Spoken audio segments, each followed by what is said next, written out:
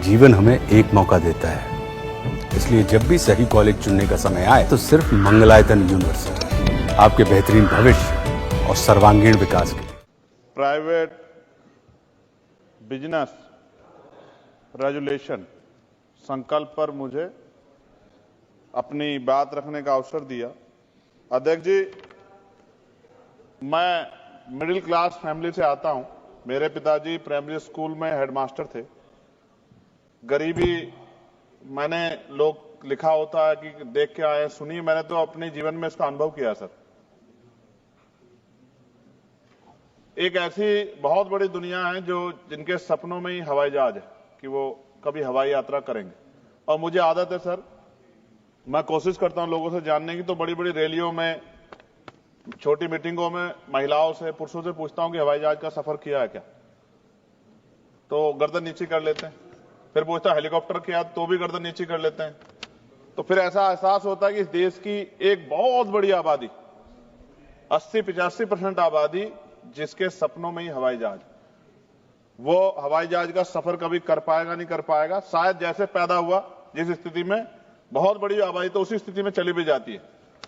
प्रधानमंत्री जी ने एक सपना दिखाया, उस सपने को लेकर के बहुत लोगों के मन में विश्वास पैदा हुआ। और मुझे ऐसा लगा, एक पिक्चर भी आई थी सर, सिरफिरा, उसमें अक्षय कुमार सर बहुत सस्ते दामों में हवाई जहाज चला लेता है। मैं मंत्री जी से कहूंगा कि उन्हीं से सीख ले कि कम से कम वो इतने बड़े पैमाने पे जो जनता है उनके जीवन में कुछ पल खुशी के दे पाए। अध्यक्ष जी, मैं बिहार जा रहा था, पटना में। आपके लिए वहां इन्होंने एक यात्रा निकाल के माहौल खराब किया था गिरिराज सिंह जी ने, उसी को रोकने के लिए जा रहा था सर। तो मेरे साथ एक दिल्ली के द्वारका के सज्जन बैठे थे, गोयल जी।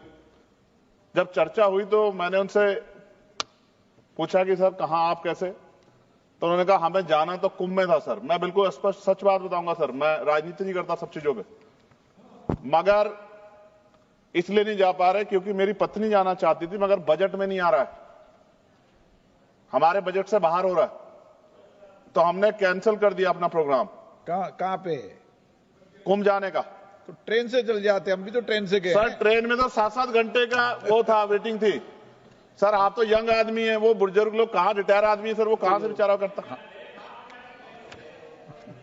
सर ये आप ही की सरकार में बताइए ना कि ट्रेन से जाना पड़ रहा है। आपको अपने ऊपर सोचना चाहिए भाई कि आप एमपी हैं और आपके परिवार के लोग बेचारे ट्रेन से जा रहे हैं। कौन सी वो वीआईपी कल्चर कहां गया सर?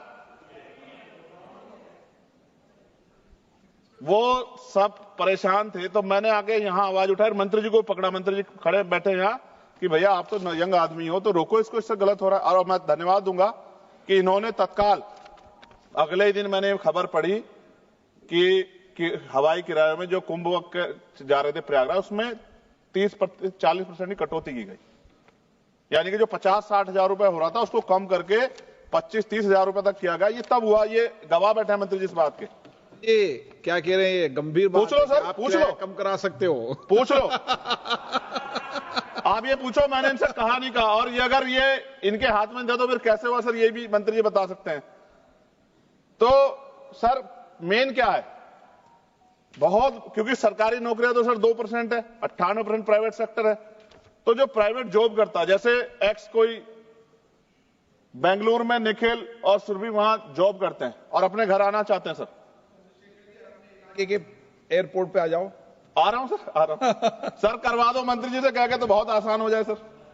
तो सर वो अगर आना चाहते हैं और उन्होंने अपने, क्योंकि जितनी सैलरी है, सैलरी रोज नहीं बढ़ रही है सर उनकी, तो उन्होंने बजट बनाया हुआ है।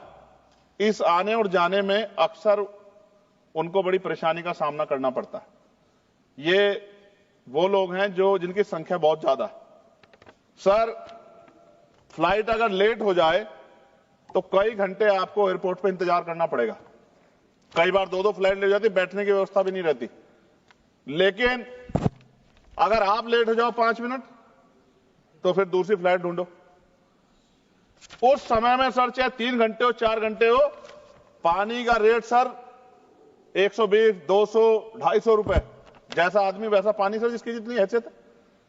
अगर आपके बच्चे या परिवार है तो और परेशानी है सर, कोई पूछने वाला नहीं है सर। ये जो मैंने कल भी एक जवाब में जिस पे आपने कहा था, मंत्री जी को बोल दो, मंत्री जी एक वाटर कूलर भी एयरपोर्ट पे लगा दो, जरूरी थोड़ी बोतल का पानी पिए आदमी। ये अच्छी बात है सर, बहुत अच्छा सुझाव दिया आपने। पानी तो वैसे फ्री में मिलता है सर हर एयरपोर्ट। कहाँ सर, कौन से एयरपोर्ट पे सर? पता नहीं होता, बॉटल्ड वाटर नहीं, पीने का पानी तो मिलता है हर जगह पे, हर एयरपोर्ट पे। तो क्या क्या बात बताई सर आपने, कौन उसका नाम बता दो एयरपोर्ट का सर मुझे। दूसरी चीज है, हमने एक नया ये उड़ान स्कीम का प्रेरणा लेते हुए हमने उड़ान यात्री कैफे भी शुरू किया सर। ये कोलकाता में शुरू किया, चेन्नई में शुरू किया, अहमदाबाद में भी, और बाकी सारे एयरपोर्ट पे भी करेंगे, जहाँ पे 10 रुपए का वाटर बॉटल भी दे रहे हैं, 20 रुपए की टी कॉफी भी दे रहे हैं, 20 रुपए का एक और नमकीन भी दे रहे हैं, स्वीट भी दे रहे हैं। ये नहीं ये किया है, ये वास्तव में है, ये वास्तव में है सर। अभी कोलकाता में किया है, चेन्नई में भी किया है, अहमदाबाद में भी किया है, हर जगह भी करेंगे। चलिए सर ने कुछ कहा, मंत्री जी इस पर फोकस करो। हर एयरपोर्ट पर पीने का पानी की व्यवस्था कर दो निःशुल्क। सर ये बड़ा अच्छा आदेश सर आपने चेयर ने कर दिया सर, ये बहुत महत्वपूर्ण है, मंत्री इस पर काम करेंगे, बहुत लोगों का भला होगा। सर एक चीज बहुत मेरे दिमाग में बहुत मुझे जो पीड़ा दे रही सर, आप पीड़ा मत दो, आप सर खत्म कर दो, 2 मिनट में खत्म कर दूंगा सर, आप चेयर पे बैठे हैं तो और ज्यादा अच्छा है सर। जैसे हमने बोलना है, इसमें लिखा गया दिया गया था कि अगर समय से पहले कराते हैं तो टिकट सस्ते होते हैं, और समय के साथ करा देते हैं तो टिकट महंगे होते हैं। ये अच्छी बात है सर, कुछ ही घंटों में ना तो सीट की संख्या बढ़ती, ना स्टाफ पे कोई प्रेशर आता, ना ही कोई ज्यादा माल आता, लेकिन रेट बहुत बढ़ जाते हैं। सर सवाल मेरा ये है मंत्री जी से, अगर जिन लोगों ने कुछ लंबे समय पहले टिकट खरीदा सस्ता, तो उनको बीमा में कुछ कम पैसा मिलता है क्या? या जिन्होंने महंगा टिकट खरीदा उनको अगर कोई दुर्घटना हो जाए सर, कुदरत ना करे हो, तो क्या ज्यादा पैसा मिलेगा क्या? ये जो पैसा तो बढ़ता है, लेकिन क्या इससे उसकी वैल्यू भी बढ़ती है क्या सर? लोअर के अपर के सर